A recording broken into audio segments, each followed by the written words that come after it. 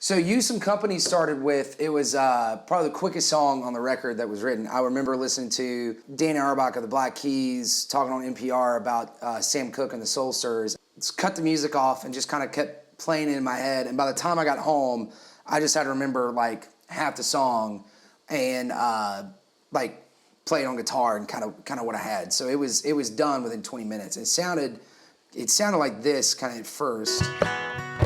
It was the first recording. I don't want no declaration. I don't want to break any hearts. And so it's cool how this kind of laid back acoustic feel. And so we started doing it with a band, and instantly it just didn't have a good upbeat feel. I played with Fred Dunlap a lot, drummer, and I talked to him at first when we started doing it. I was like, this thing needs to we need to find the tempo where this thing still pushes and pulls a little bit. Really helped me lock in kind of where the tempo should be, what the feel of the song should be. Him and Joe Riddle just kind of locked in.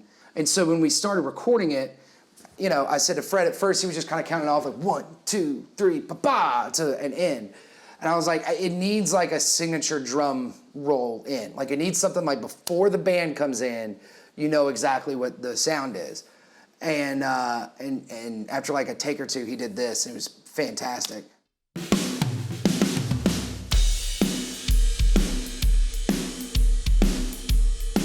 You can kind of, it's kind of like, it reminds me a little bit of like the drum roll from Ain't Too Proud to Beg by The Temptations. Like it's, like boom, like what the song is before the band even comes in.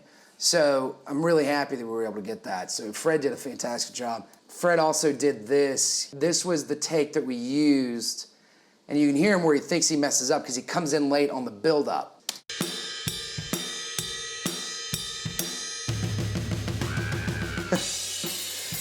But then he just keeps going and knocks it out. And I wish he would have done it louder so that way you could hear it in the mix. Obviously you can't, but I just think that's great. So we kind of had an idea for a feel, but I still wanted to kind of have a gospel feel to it. I can use some company. I could use some company now. Everybody could use some company. This is Jillian on Jillian Zambor on the vocals as well, and she did a fantastic job with this song. Talking about gospel, she did this kind of thing here, which just sounds so good. Company.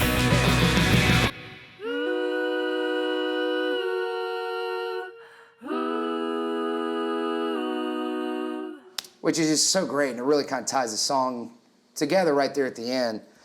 I was talking to Ryan Isley. He's a good friend of mine, keyboard player in the band for many years, kind of one of the first Revolvers. And he was like, well, man, if you're trying to do like a Sam Cooke thing, you need to make sure to do that, the thing that he does, me doing that, and then Jillian kind of doing Everybody could use some company. I kind of snuck that in there. Yeah. Ooh, yeah, yeah. Kind of mixed with a little, Rod Stewart yell at the end, but Jillian's vocal on there at the end and just kind of throughout the whole song really added kind of a gospel flair to it and really humanized it, which was awesome. One thing that really kind of set this apart was kind of when Jay Connor, our saxophone player, joined the band.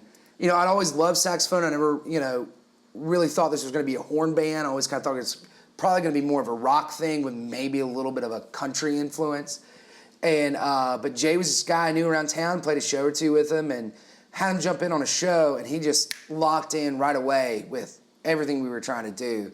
And this sax solo, he knocked out pretty quick, and he just gets being in a rock band. Like he is a hardcore rock and roll saxophone player. He's well versed in anything he plays, but I mean this is you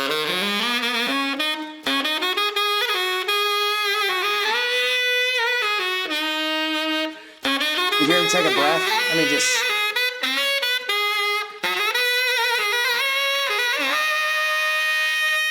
keeps going, keeps going.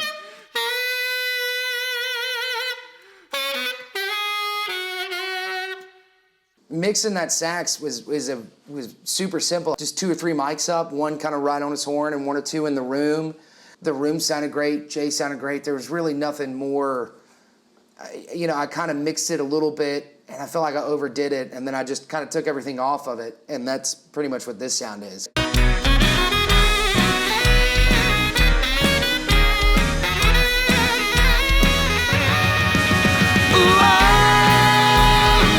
So yeah, and if you listen close enough, you'll hear Fred yelling that part. So anyway, yeah, so that's essentially Use Some Company, and that's what really makes it there. The band just really knocked it out, and really kind of tied that song together into being more than just an acoustic slow jam. That's what makes it so much more rockin'. So. Oh, if you wanna try and stand nearby, I could use some company.